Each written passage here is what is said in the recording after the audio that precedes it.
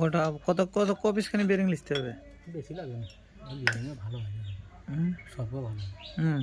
একটার বডি খাওয়ার জন্য বেশি ভালো, সবগুলো বেরিং ভালো হয়।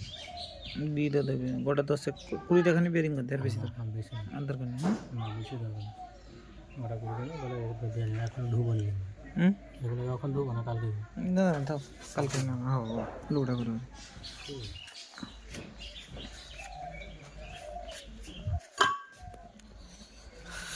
কাকে স্ট্যান্ড লিয়ে আসবো আমি।